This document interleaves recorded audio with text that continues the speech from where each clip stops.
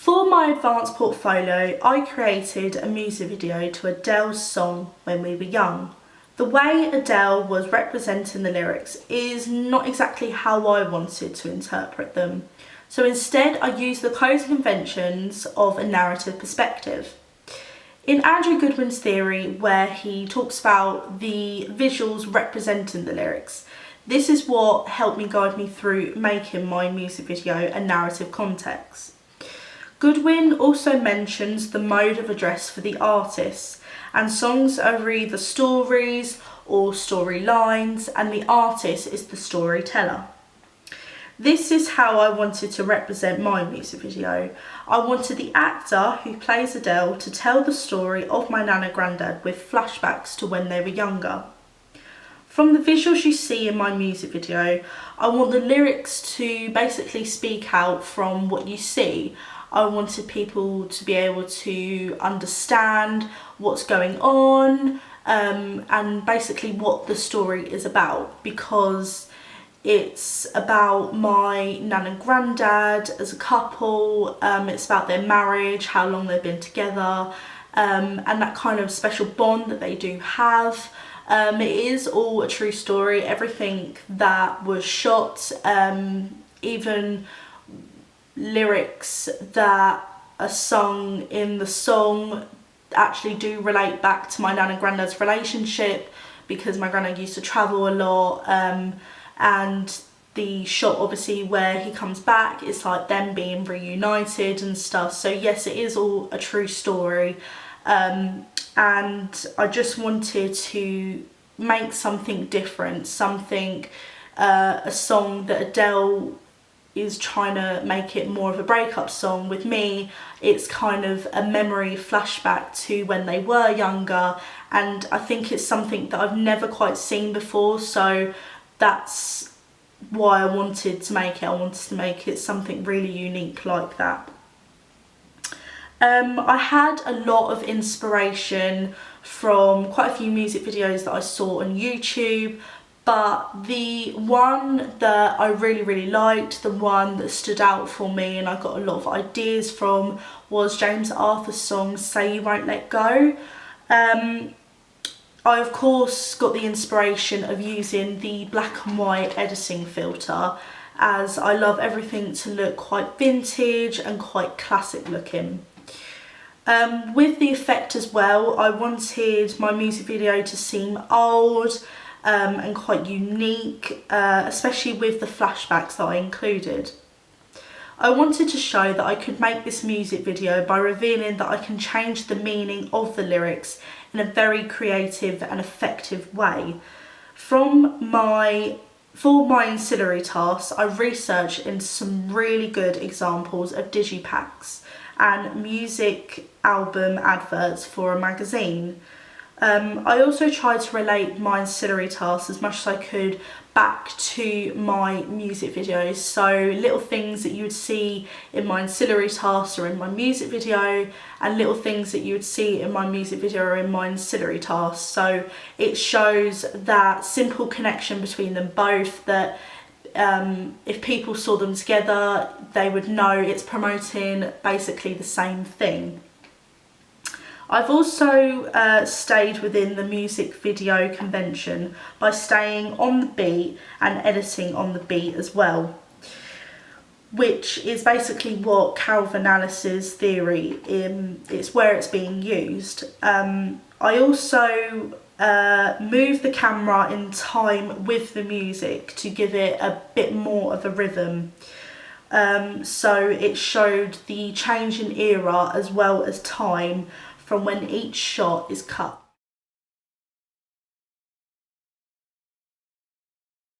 I feel that my music video and ancillary tasks are both effective, as I wanted them to look like a campaign together. I wanted my music video to reflect onto my ancillary tasks, showing that connection between them both.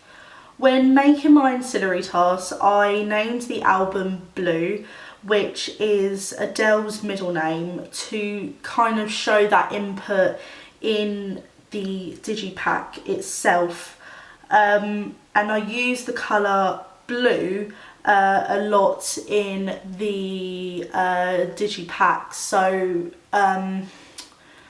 yeah, so I just used it all the way through, and I used it on the poster as well. As cliche as it was, but I wanted to use quite a striking colour to kind of be up against the black and white photos that I took of my nan and granddad, because the music video was black and white itself. There was no colour whatsoever, so I just thought something that people wouldn't expect, to add such a striking colour to quite a plain looking digipack and, you know, music video as well.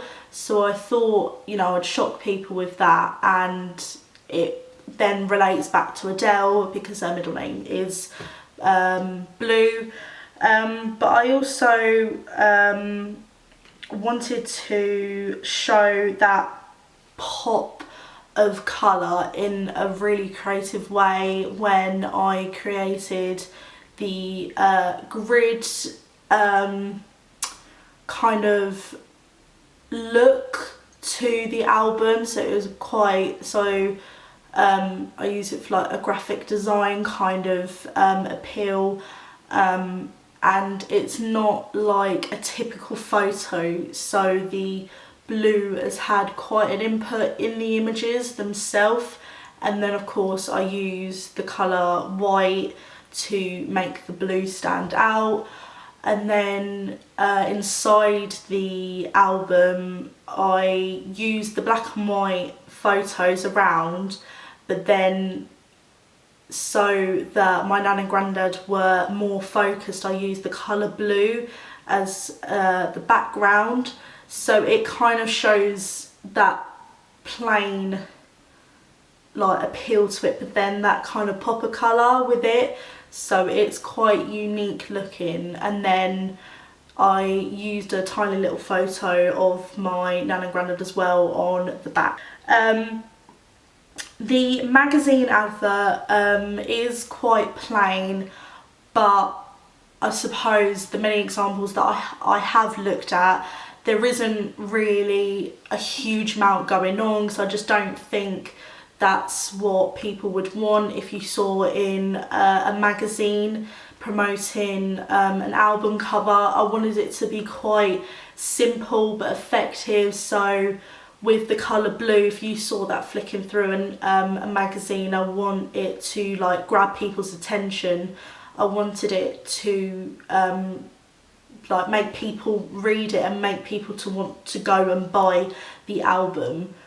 So I literally just put a picture of my nan and granddad, and I changed them to the colour blue, but I did it slightly more lighter so they stood out in the album, and then just simply put the artist, the album, and that it was #1 new album of the year. I think it was something like that. And just something quite simple but effective that would really grab people's eye, basically. I actually got a lot of audience feedback from music videos themselves, my music video, and my ancillary tasks. I actually found out that a lot of people really like music videos and they really like to watch them, as it gives them that kind of visual performance to what they're watching. And it was really good to find out whether people preferred a performance music video or a narrative perspective music video. The feedback that I actually got on my music video was really great. A lot of people said that they really liked the song that I chose, which was Adele's song When We Were Young. They also really liked the fact that I put my own twist to it, kind of in a way. So obviously Adele was trying to represent hers a bit more of a breakup kind of song. With mine it's kind of like a flashback memory representing my nan and granddad when they were younger, what they were like as a couple, their relationship, their marriage, their bond, which they are still. They're still married, you know, they still got that really fun relationship that they do have. And yeah, just basically overall representing them. People really love that I use the black and white editing filter. They really loved that it looked quite vintage, and I'm incorporating that kind of theme of my nan and granddad, because obviously they are a lot older. But of course I really like using black and white editing filters in anything I do. They really loved the fact that I used another couple that were the spitting image of my nan and granddad, and it really did work. Originally I was actually supposed to use them in 3 stages, so I was supposed to have my nan and granddad, the slightly younger couple, but I was actually going to use a child version, like children representing them. But it was really hard to try and find children that looked like them from the 50s, because obviously kids now don't really look like children back then, and it was just more complicated and so much more difficult for me. So just to make life a little bit more easier, I just used a younger couple, and I just tried to make it work as much as I could, and people said it was really good, I did a good job and things like that. But I think overall people just said that they loved the fact that it was a really genuine video. There was nothing cheesy or corny about it. They loved the fact that it was natural, it was real, it was telling a story. The lyrics connected with the music video connected with the lyrics. You know, it wasn't cliche, it wasn't cheesy, you know, there was nothing graphic in it, no sexual, nothing like that at all. They liked the fact that it was a very heartwarming video that families could watch and things like that, and they said it was memorable. It was something that they would remember and something that they would go and watch again and tell other people about, which was really good feedback for me because I tried to make it the best I could. I did get a couple negative feedback comments. It wasn't nothing crazy that completely had to redo everything. It was just things like my nan and granddad and the other couple's acting wasn't amazing, their performance wasn't great in some shots. You know, they're not professional actors, so I tried to encourage them to be in character, do the best they could, you know, try not to think about that there's a camera there, you know, try and act natural and just, you know, me follow you with the camera, just so it shows a bit more of a documentary kind of thing in a way. So yeah, I just tried to improve their confidence and their performance in what they were doing. Things like some of the shots were a bit too short or they were too long, so I just simply redid a lot of shots, tried to get them as best as I could. Some of them were blurry and unfocused, and yeah, just things like that. So I just took that feedback and just improved it as much as I could. Another thing that needed changing was the lip syncing that I did, because I had a person that played Adele and the lip syncing wasn't always in time with the lyrics. So I just redid them and just improved it as much as I could and made sure she was in time and things like that. And it really did work, but they weren't huge negative feedbacks. But what I did do is I just took all of that and then just improved it as much as I could to make it a better music video. For my ancillaries, I got a lot of audience feedback and people were really surprised in what I did with my ancillaries. So I did a digipack to a album cover. So the front of it is like a grid of multiple pictures of my nan and granddad, but I changed them to the colour blue. So I used kind of graphic design skills more in it, so I could show what I could do with Photoshop and things like that. And people just really liked how I incorporated the blue as much as I could, but not too harshly in it, because of course I wanted to incorporate Adele her personally within it a bit more. So of course her middle name is Blue. So I just tried to make it quite striking and quite shocking for people because of the fact I made such a plain music video. I wanted people to be, oh my god, like she's made something with colour, like it's just very the opposite of what you would expect.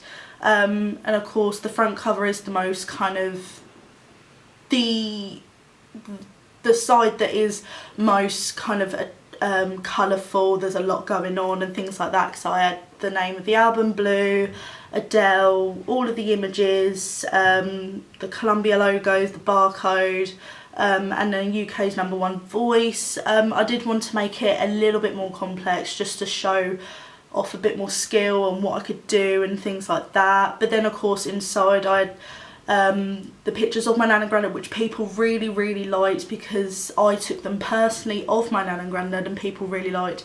They showed a bit more of a natural, realistic side to an album cover. There's nothing false about it, and incorporated some stuff from the music video in it, so it showed the connection between them both.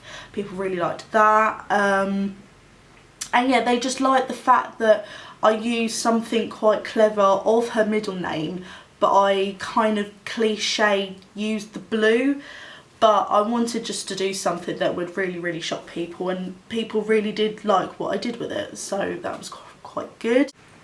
For my poster, my magazine advert, I actually did multiple drafts of this because I was really struggling on what I could do, because I'd never ever seen one before. I'd literally only ever seen one when I was researching, and the examples that I did look at, you know, I didn't want to make it so complex. I wanted to make it like simple and effective, but really grab people's eye. So I used the blue again, but I completely used it all over the poster. So I made the poster blue, and then I had a different image, not any from the one in the grid. So I used a completely different image of my nan and granddad, and I changed them to a slightly lighter blue just so they stood out from the darker blue.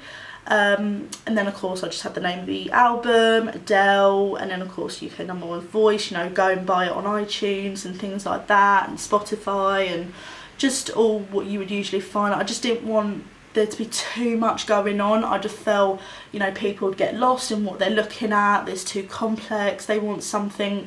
I wanted to make it simple, but then of course the striking blue and the simple image really attract people's eye, which is what I really wanted. In my research and planning, I used multiple websites like Prezi, Scribe, YouTube, and SlideShare to present all of my work. I did mostly use Prezi as it is kind of my favourite. You get, you know, to do some cool designs and where you present all your work, and it just looks really nice as well. I just really liked those websites. I did YouTube, because obviously with certain tasks I didn't necessarily have to do it on, you know, with a pen and paper or typing. I could talk about it and things like that. So I did a couple of tasks I put them on YouTube. I did a couple of videos which I really liked. It just shows different platforms that I could explain my work and what I'm doing and what I'm researching and what I'm planning on doing and things like that. I used, of course, Blogger to put all of my work on. So instead of like a book with all my work, I put everything on Blogger. So I did put all my research, my planning, my ancillary tasks, my music video, my intro, my prelim, everything like that to present my work. And I really like it because the blog, it's just a different way of presenting your work. It shows a bit more of a creative way in media studies to present everything that you've done. I use Scribe to, what did I put on there? I think I put stuff like my script, my location recce, just little things like that. Oh, my risk assessment as well, and just things like that, just so I could present it in a bit more of a structured way as well. But also when I was trying to write it all out, certain things wouldn't copy onto Blogger, and I couldn't upload certain things if I'd scanned it. So it was just trying to find other websites that I really used, and I really liked Scribe. I actually also used Facebook as a tool to put my music video out there, because unfortunately when I tried to put my music video on YouTube, the platform to present it, it was unfortunately copyrighted because of the song. I did try to fix it multiple times and things like that, but unfortunately I wasn't able to put it on YouTube. So another way I just did, my family actually put it on Facebook, and I got a lot of views on it and comments and things like that, you know, of course, like family, friends and stuff.